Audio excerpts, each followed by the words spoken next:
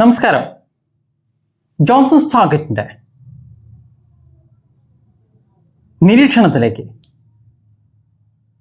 അതീവ പ്രത്യേകതയുള്ളതും വ്യത്യസ്തവുമായ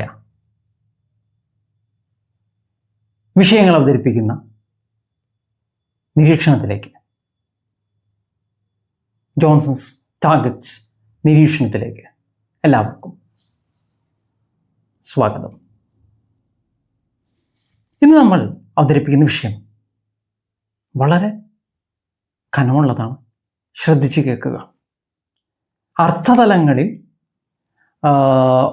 ശ്രദ്ധയോടുകൂടി ഇരുന്നാൽ മാത്രമേ അത് മനസ്സിലാവുകയുള്ളൂ.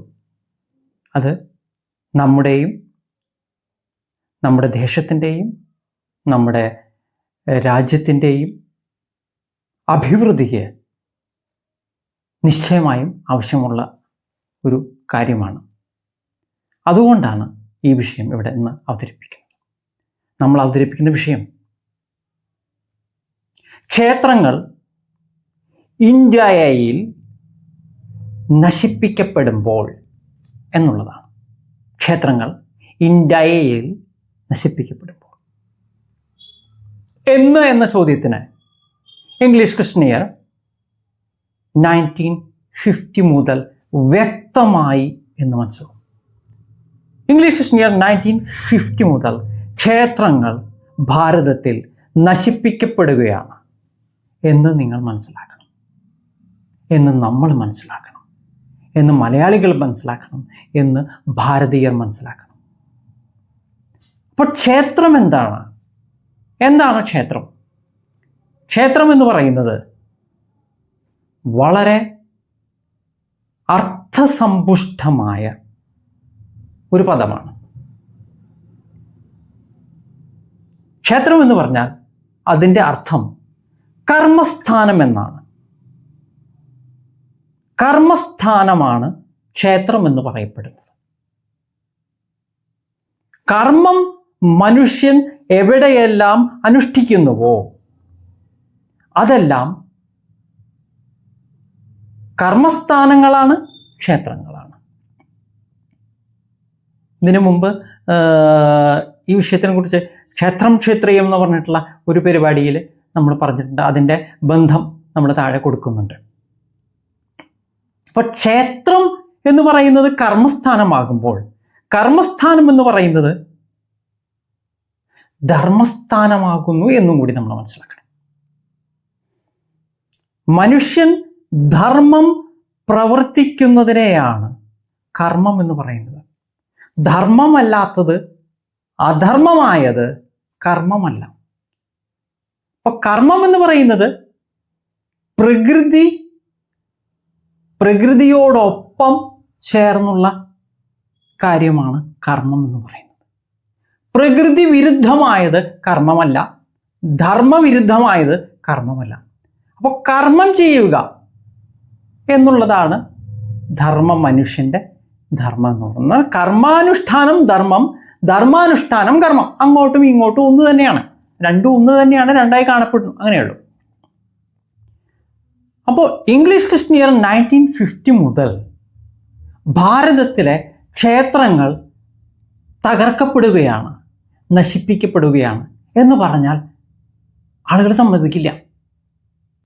ഇംഗ്ലീഷ് ക്രിസ്ത്യനിയർ 1950 മുതൽ ഇന്ത്യയിലെ ക്ഷേത്രങ്ങൾ തകർക്കപ്പെടുകയാണെന്ന് പറഞ്ഞാൽ ഒരു മലയാളിയും ഒരു ഭാരതീയനും സമ്മതിക്കില്ല. എല്ലാവരും പറയണത് ഇതൊക്കെ പണ്ട് അവിടുന്ന് വന്നവര് ഇവിടുന്ന് വന്നവര് നൂറ്റാണ്ടുകൾക്ക് മുമ്പ് തകർത്തതാണ് എന്നാണ് നമ്മളോട് പറഞ്ഞിട്ടുള്ളത്. ക്ഷേത്രം എന്ന് പറയുന്നതിൻ്റെ അർത്ഥം മനസ്സിലായി കഴിഞ്ഞാൽ മാത്രമേ നിങ്ങൾക്ക് അതിൻ്റെ ആ ഒരു ചതി മനസ്സിലാവുകയുള്ളൂ. ക്ഷേത്രം എന്ന് പറഞ്ഞാൽ നമ്മൾ ആദ്യം തുടങ്ങിയത് അങ്ങനെയാണ്. കർമ്മസ്ഥാനമാണ് ക്ഷേത്രം. കർമ്മം ചെയ്യുക എന്നുള്ള ഇടങ്ങൾ, കർമ്മം ചെയ്യുവാനുള്ള ഇടങ്ങളാണ് ക്ഷേത്രങ്ങൾ. അപ്പൊ എവിടെയെല്ലാം കർമ്മം നടക്കുന്നു അതെല്ലാം ക്ഷേത്രങ്ങളാണ്. ഈ ക്ഷേത്രങ്ങൾ എന്ന് പറയുന്നത് തകർക്കപ്പെട്ടുകൊണ്ടിരിക്കുകയാണ്. അത് വളരെ രൂക്ഷമായ രീതിയിൽ ഇംഗ്ലീഷ് ക്രിസ്ത്യനിയർ 1950 മുതൽ നമ്മൾ മനസ്സിലാക്കി വെക്കണം. കാരണം ക്ഷേത്രാധിഷ്ഠിതമാണ് ഭാരതീയമായ കാര്യങ്ങൾ. നമ്മൾ കേട്ടിട്ടുണ്ട് ക്ഷേത്രഗണിതം. ഈ ഗണിതം എന്ന് പറഞ്ഞാൽ കണക്കാണ്, കാലത്തിൻ്റെ കണക്കാണ്, താളത്തിൻ്റെ കണക്കാണ്. ഈ കണക്ക് എവിടെയാണ്? ക്ഷേത്രഗണിതത്തിലെ വരുന്നത്. അപ്പോൾ ഈ ക്ഷേത്രഗണിതം എന്ന് പറഞ്ഞു കഴിഞ്ഞാൽ നിങ്ങളുടെ തെറ്റിദ്ധാരണ എന്താണ്? സാധാരണ ഇവിടെ തലയിൽ കയറ്റി വെച്ചിട്ടുള്ളത് ക്ഷേത്രത്തെക്കുറിച്ചുള്ള ഗണിതമാണ്. അല്ല, ക്ഷേത്രം എന്ന് പറഞ്ഞാൽ കർമ്മസ്ഥാനത്തെ കണക്കാണ് ക്ഷേത്രഗണിതം എന്ന് പറയുന്നത്. അത് ഭാരതത്തിൻ്റെ സ്വന്തമായിട്ടുള്ള വേദത്തിൽ നിന്ന് ഉൽപ്പന്നമായിട്ടുള്ളതാണ്.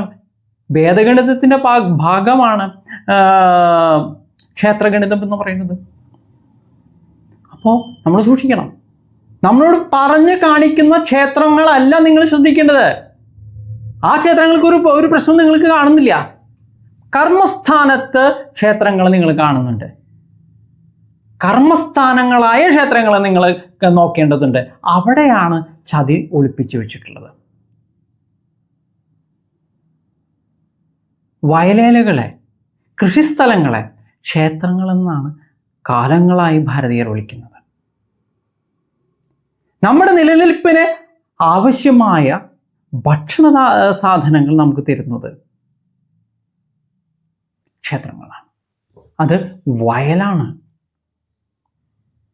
അപ്പോൾ ഭക്ഷണം ഉത്പന്നമാക്കുന്നത് എവിടെയോ അവിടെ കർമ്മം നടക്കണം. അങ്ങനെ കർമ്മം നടക്കുന്ന സ്ഥാനമാണ് വയലടക്കമുള്ള കൃഷിസ്ഥലങ്ങൾ. ആ കൃഷിസ്ഥലങ്ങൾ നശിപ്പിക്കപ്പെടുന്നു. ക്ഷേത്രം ഒന്ന്. ഭാരതീയ കൃഷി എന്ന് പറയുന്നത് എന്തുമായി ബന്ധപ്പെട്ട് നിൽക്കുന്നതാണ്? വേദവുമായി ബന്ധപ്പെട്ട് നിൽക്കുന്നതാണ്. അവിടുന്ന് ഇവിടുന്ന് പൊട്ടി വീണിട്ടുള്ള കാര്യങ്ങളൊന്നും അല്ലാതെ എല്ലാം വേദവുമായി ബന്ധപ്പെട്ടിട്ടുള്ളതെന്ന് ഭാരതീയമായ കാര്യങ്ങൾ. കല എന്ന് പറഞ്ഞ കർമ്മമാണ്. കലയുടെ ക്ഷേത്രങ്ങളെ കലാക്ഷേത്രം എന്ന് നമ്മൾ വിളിക്കുന്നു. സംഗീതത്തിൻ്റേത് സംഗീതക്ഷേത്രം എന്ന് വിളിക്കുന്നു. തൊഴിലുകളുടേത് തൊഴിൽ ക്ഷേത്രങ്ങൾ എന്ന് വിളിക്കുന്നു. ആയുധങ്ങളുടെ പരിശീലനത്തെ കളരികൾ എന്ന് വിളിക്കുന്നു. ക്ഷേത്രങ്ങളാണ്. അവിടെയും കർമ്മം നടക്കുന്നുണ്ട്. ധർമാനുഷ്ഠാനമാകുന്ന കർമ്മം നടക്കുന്ന ഇടങ്ങളാണ് ഇത് മുഴുവൻ.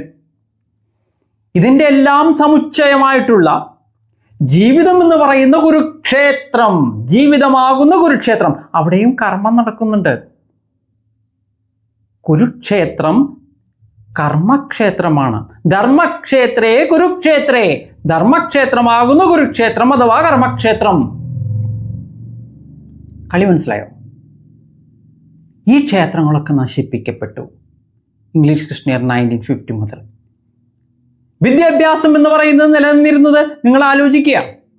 വേദമടക്കമുള്ളതിൻ്റെ വേദം എന്ന് പറഞ്ഞാൽ അനാദിയായ കാര്യമാണ്. അനന്തമായ തത്വങ്ങളുടെ സംഹിതയെയാണ് വേദം എന്ന് പറയുന്നത്. അത് എവിടെയാണ് പഠിപ്പിച്ചിരുന്നത്? വേദപാഠശാലകളിലാണ്.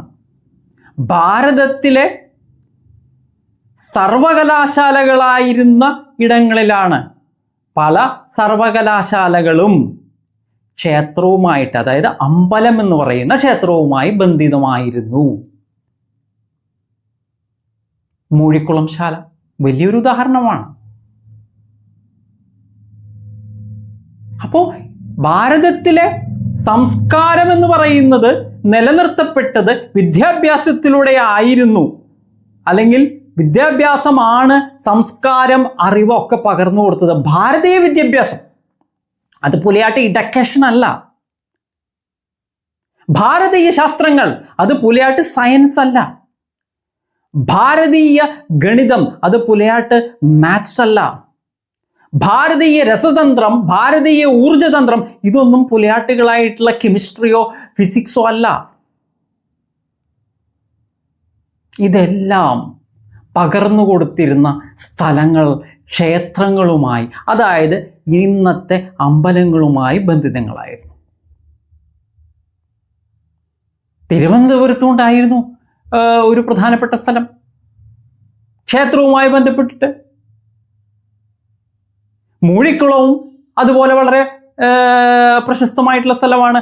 മൂഴിക്കുളം ശാല എന്ന പേരിൽ തിരുവനന്തപുരത്തുണ്ടായിരുന്നത് കാന്തല്ലൂർ ക്ഷേത്രം, കാന്തല്ലൂർ, അത് ക്ഷേത്രമാണ്, ക്ഷേത്രവുമായി ബന്ധിതമായിട്ടുള്ളതാണ്. അവിടെയാണ് ആയുർവേദവും ഗണിതവും അടക്കമുള്ള ശാസ്ത്രങ്ങളും വിദ്യകളും അഭ്യസിപ്പിക്കപ്പെട്ടിരുന്നത്. അപ്പോൾ ക്ഷേത്രങ്ങളെ തകർക്കുക എന്ന് പറയുന്നത് അടിസ്ഥാനപരമായി ഭാരത ജനതയെ തകർക്കുന്നതിന് തുല്യമാണ്. അമ്പലങ്ങൾ എന്ന് പറയുന്ന ക്ഷേത്രങ്ങൾ അവിടെ നിലനിർത്തിയിട്ട് ഇവരെന്ത് ചെയ്തു? അത് കാണുന്നതാണല്ലോ. അതൊക്കെ എന്നോ ആരോ ചെയ്തു എന്ന് പറഞ്ഞിട്ട് ടിപ്പുവിൻ്റെ മേത്തേക്കും കുട്ടുവിൻ്റെ മേത്തേക്കൊക്കെ കിട്ടും. അതിനുശേഷം ഇവരെന്ത് ചെയ്തു എന്ന് വെച്ചാൽ കാണുന്ന ക്ഷേത്രങ്ങൾ ഇവരൊന്നും ചെയ്തില്ല, ദൃശ്യമായ ക്ഷേത്രങ്ങളും ഇവരൊന്നും ചെയ്തില്ല. ദൃശ്യമല്ലാത്ത ക്ഷേത്രങ്ങളെ ഇവർ നശിപ്പിച്ചു, അല്ലെങ്കിൽ വളരെയധികം ക്ഷയിപ്പിച്ചു. ഇതുകൊണ്ടാണ് ഭാരതീയൻ സ്വതന്ത്രനല്ലാതെ ഇന്നും പട്ടികളുടെ പോലെ വെസ്റ്റ് ഏൺ തെമ്മാടികളുടെ മുന്നിൽ നിന്ന് വാലാട്ടിക്കൊണ്ടിരിക്കുന്നത്. നമ്മുടേതായ ഒന്നും ഇവിടെ പഠിപ്പിക്കുന്നില്ല. നമ്മുടേതായിട്ടുള്ള ക്ഷേത്രങ്ങൾ എല്ലാവരും നശിപ്പിച്ചു. നമ്മളുടെ ആയുർവേദം, സിദ്ധവൈദ്യം, ഇതൊക്കെ നിങ്ങൾക്ക് പേരിന് കിട്ടണ്ടോ? ആയുർവേദം നിങ്ങൾക്ക് ഇപ്പോഴും കാണാം, ആയുർവേദം നിങ്ങൾക്ക് കാണാം, പക്ഷെ അത് കാണാനേ പറ്റുള്ളൂ. ആയുർവേദം എന്ന് എഴുതി വെച്ചിട്ടുണ്ട്. ആയുർവേദം ഒന്നുമല്ല അവിടെ ചെയ്യുന്നത്. ഇംഗ്ലീഷ് ക്രിസ്ത്യൻ മെഡിസിനുമായിട്ട് മിക്സ് ആക്കി വിദ്യാഭ്യാസം. ഏതാ വിദ്യാഭ്യാസം? നമ്മുടെ അവിടെ വിദ്യാഭ്യാസം ഇല്ല. ഇംഗ്ലീഷ് ക്രിസ്ത്യൻ ഇഡക്കേഷനാണ് അവിടെ ഉള്ളത്. നമ്മൾ ശാസ്ത്രം പഠിപ്പിക്കുന്നില്ല, ശാസ്ത്രമല്ല പഠിപ്പിക്കുന്നത്, അതിന് പകരം പുലിയാട്ടായിട്ടുള്ള ഇംഗ്ലീഷ് ക്രിസ്ത്യൻ സയൻസ് ആണ് പഠിപ്പിക്കുന്നത്. എന്താ പഠിപ്പിക്കുന്നത്? ഒക്കെ കുറേ ഇംഗ്ലീഷ്. നിങ്ങൾ പഠിക്കുന്നത് എന്ത്? നിങ്ങളെ പരിശീലിപ്പിക്കുന്ന ഇഡക്കേഷൻ എന്ന് പറഞ്ഞിട്ട് പഠിപ്പിക്കുന്നത് എന്താണ്? നിങ്ങളെ പരിശീലിപ്പിക്കുന്നത് ഒറ്റ കാര്യമാണ്, പഠിപ്പിക്കുന്നത് ഒറ്റ കാര്യമാണ്. ഇംഗ്ലീഷാണ് നിങ്ങൾ പഠിക്കുന്നത്. ഇംഗ്ലീഷ് വേർഡ്സ് നിങ്ങൾ പഠിക്കണം. സയൻസ് എന്ന് പറഞ്ഞിട്ട്, മെഡിക്കൽ സയൻസ് എന്ന് പറഞ്ഞിട്ട്, ആസ്ട്രോണമി എന്ന് പറഞ്ഞിട്ട്, മെഡിക്കൽ സയൻസ്. എന്ത് മെഡിക്കൽ സയൻസോ? ലാംഗ്വേജ് എന്ന് പറഞ്ഞിട്ട് നിങ്ങൾ ശരിക്കും എന്താ പറയുന്നത്? ചെറുപ്പം മുതൽ കുട്ടികളെ പരിശീലിപ്പിക്കുന്നത് അനർത്ഥമാണ്. അർത്ഥമില്ലാത്തതിൻ്റെ പരിശീലനമാണ് ഇവിടെ നടത്തുന്നത്. ഇഡക്കേഷൻ എന്ന് പറഞ്ഞിട്ടായാലും വേറെ എന്തെന്ന് പറഞ്ഞാൽ, മെഡിക്കൽ തേങ്ങ എന്ന് പറഞ്ഞാലും, ഡയസീസ് എന്ന് പറഞ്ഞാലും ഒക്കെ തെറ്റിദ്ധാരണകളുടെ പരിശീലനമാണ് അവിടെ നടക്കുന്നത്. അപ്പോൾ നമ്മുടെ ഇവിടെ ക്ഷേത്രങ്ങൾ നശിപ്പിക്കപ്പെട്ടു എന്ന് പറയുമ്പോൾ ആളുകൾ സമ്മതിക്കാത്തതിന് കാരണം അതാണ്. കാരണം കാണുന്ന ക്ഷേത്രങ്ങൾക്ക് വ്യത്യാസമില്ല. നമുക്കൊന്ന് ആലോചിക്കാം. ഞാൻ കുറേ ക്ഷേത്രങ്ങളെക്കുറിച്ച് പറഞ്ഞു, ജീവിതം അടക്കമുള്ള എല്ലാ കുറേ ക്ഷേത്രങ്ങളെക്കുറിച്ച് പറഞ്ഞു. വൈദ്യം ഒരു ക്ഷേത്രമാണ്, നമുക്കറിയാം. ഗണിതം ഒരു ക്ഷേത്രമാണ്, നമ്മൾ പറഞ്ഞു കഴിഞ്ഞു. ക്ഷേത്രവും ഒരു ക്ഷേത്രമാണ്, അതായത് അമ്പലവും ഒരു ക്ഷേത്രമാണ്. കാണുന്ന ക്ഷേത്രം, ദൃശ്യമായ ക്ഷേത്രം. അവിടെയും വിദ്യ ക്ഷയിച്ചു. പൂജാരിമാർക്ക് വേദം അറിയില്ല, വേദമറിയുന്നവരെ പൂജിക്കാൻ പാടുള്ളൂ എന്നുള്ളത് യാഥാർത്ഥ്യമാണ്. ഇവിടെ എത്ര പേർക്ക് വേദം അറിയാമെന്ന് ചോദിച്ചാൽ ആർക്കും അറിയില്ല, ഭൂരിഭാഗത്തിനും അറിയില്ല എന്ന് നമുക്കറിയാം. പൂജ പഠിക്കുകയാണ്. അതെന്താണ്? കോഴ്സ് എന്ന് പറയുന്ന പുലിയാട്ട. 2 കൊല്ലത്തെ പുലിയാട്ട് കോഴ്സാണ് ഇവർ പഠിക്കുന്നത്. എങ്ങനെയാണ് ഈ കോഴ്സ് പുലിയാട്ടിൽ ഇവർ വേദം പഠിക്കുന്നത്? വേദം പഠിക്കാൻ പറ്റില്ല. ഉപനയനം കഴിഞ്ഞ് വേദം പഠിക്കാൻ വേണ്ടി പോകുന്ന കുട്ടികൾ അത്രയും വർഷം ചെലവാക്കി മനസ്സിലാക്കുന്ന തത്വങ്ങൾ, വിദ്യാഭ്യാസം, അക്ഷരാഭ്യാസം എങ്ങനെ 2 കൊല്ലത്തെ പുലിയാട്ട് കോഴ്സിൽ ഇവർ നേടുന്നു? സാധ്യമല്ല. അതുകൊണ്ട് തന്നെയാണ് നമ്മൾ ദൃശ്യമായ ക്ഷേത്രങ്ങളിൽ, അമ്പലങ്ങളിൽ കാര്യങ്ങളൊക്കെ നടക്കുന്നതായി കാണപ്പെട്ടാലും ചൈതന്യം കുറഞ്ഞു വരുന്നത്. നമ്മളത് മനസ്സിലാക്കണം. ഭാഷയ്ക്ക് ശുദ്ധിയില്ല, മനസ്സിൽ ശുദ്ധിയില്ല, കർമ്മത്തിൽ ശുദ്ധിയില്ല, ധർമ്മത്തിൽ ശുദ്ധിയില്ല. അശുദ്ധമായിട്ടുള്ള മനസ്സുകൾ എങ്ങനെ കൃത്യമായി പൂജനം നടത്തും? വലിയ ബുദ്ധിമുട്ടാണ്. ഇംഗ്ലീഷ് ക്രിസ്ത്യർ 1950 മുതൽ തകർക്കപ്പെട്ട വളരെ പ്രസക്തമായ ഒരു ക്ഷേത്രമാണ് ശരീരം എന്ന് പറയുന്ന ക്ഷേത്രം. ഭാരതീയൻ്റെ ശരീരമാകുന്ന ക്ഷേത്രം. ലക്ഷക്കണക്കിന് കോടിക്കണക്കിന് ശരീരക്ഷേത്രങ്ങളാണ് ഇംഗ്ലീഷ് ക്രിസ്ത്യർ 1950 മുതൽ അഭാരതീയരായിട്ടുള്ള, അസുരന്മാരായിട്ടുള്ള ഈ തെമ്മാടിക്കൂട്ടം തകർത്തു കളഞ്ഞിട്ടുള്ളത്.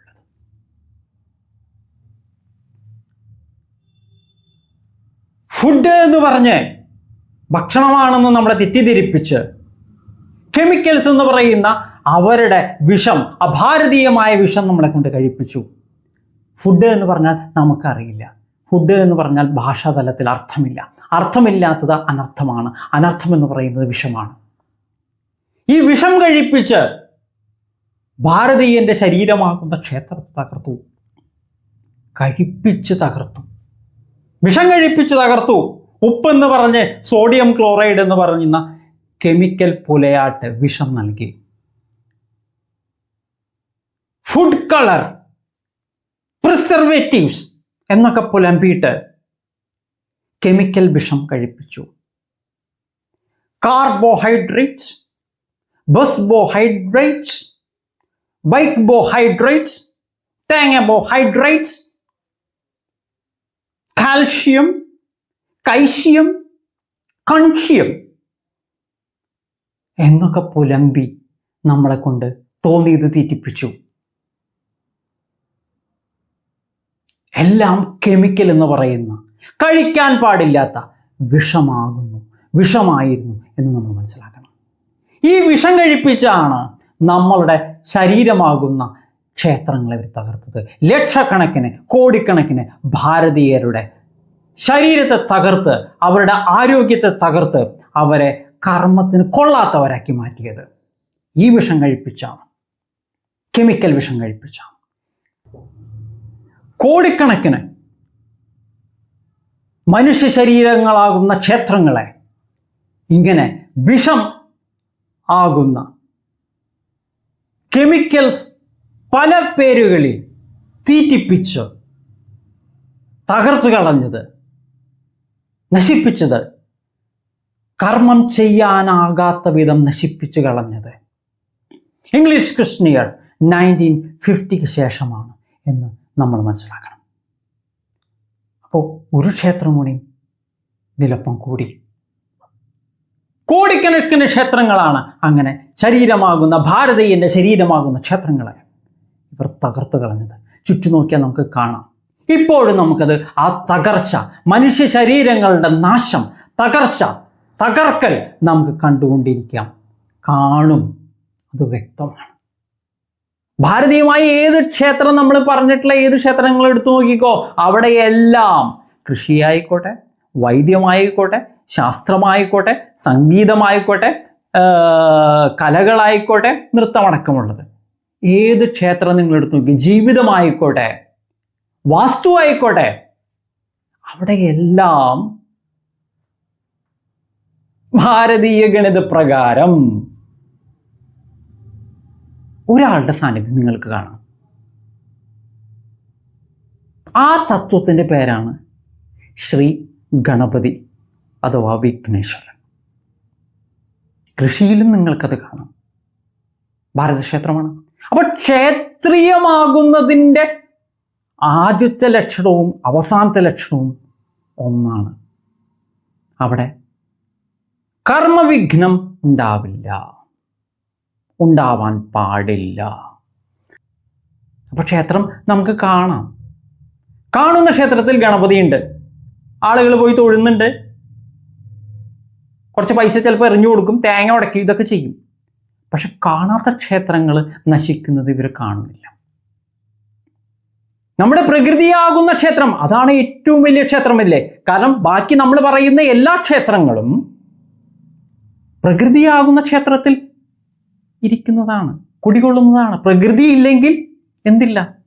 ക്ഷേത്രങ്ങൾ, ബാക്കി ക്ഷേത്രങ്ങളില്ല. ജീവിതമടക്കമുള്ള കർമ്മക്ഷേത്രമില്ല, ധർമ്മക്ഷേത്രമില്ല, കുരുക്ഷേത്രമില്ല, ഒരു ക്ഷേത്രവുമില്ല.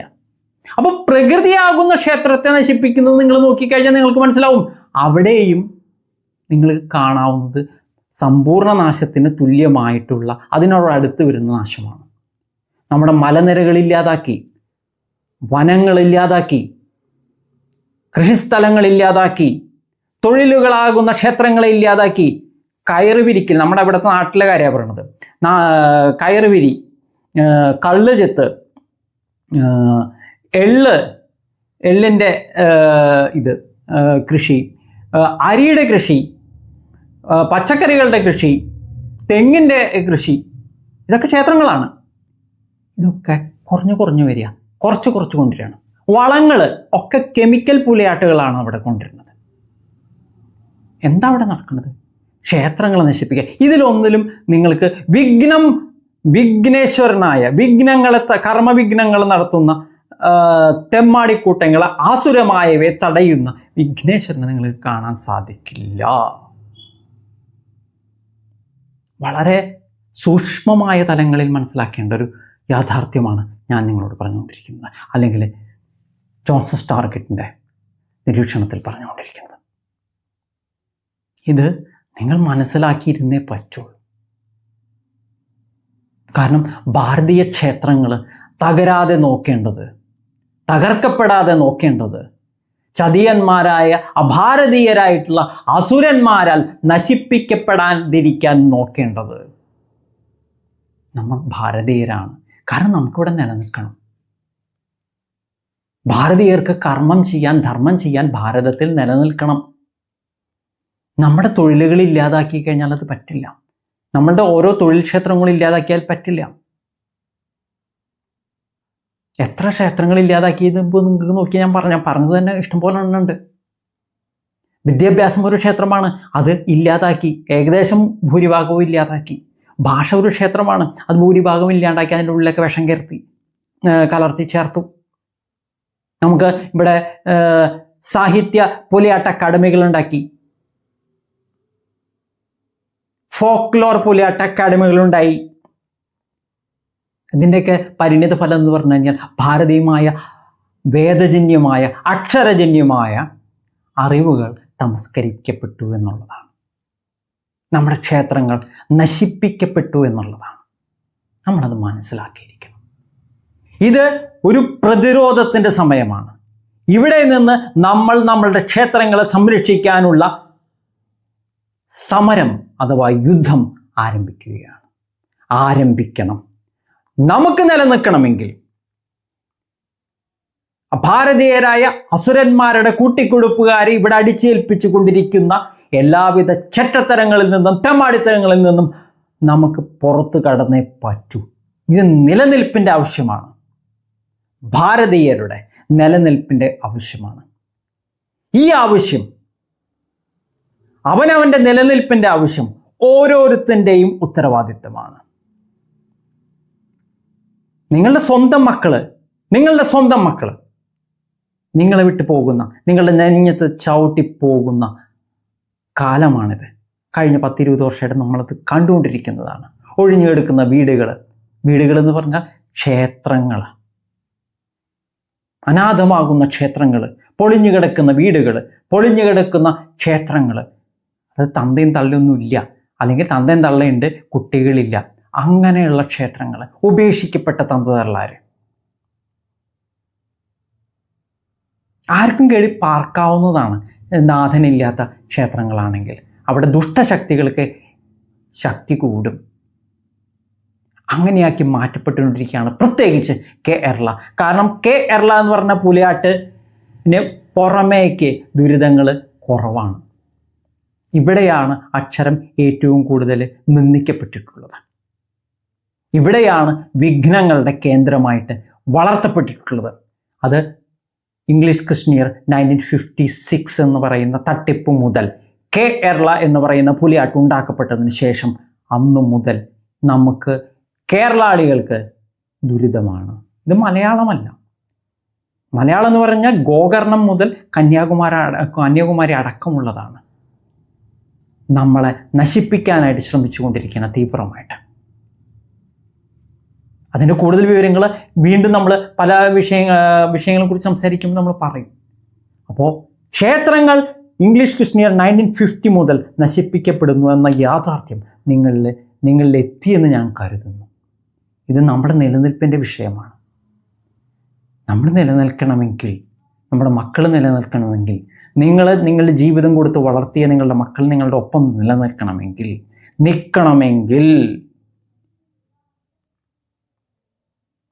ക്ഷേത്രങ്ങളെ നിങ്ങൾ സംരക്ഷിക്കണം. നിങ്ങളുടെ ഉത്തരവാദിത്തമാണ്, നമ്മുടെ ഉത്തരവാദിത്തമാണ്. ഈ ക്ഷേത്ര സംരക്ഷണം നമ്മുടെ ജീവിതത്തിൻ്റെ ഭാഗമായി മാറട്ടെ എന്നുള്ള ആശംസകളോടുകൂടി നന്ദി, നമസ്കാരം.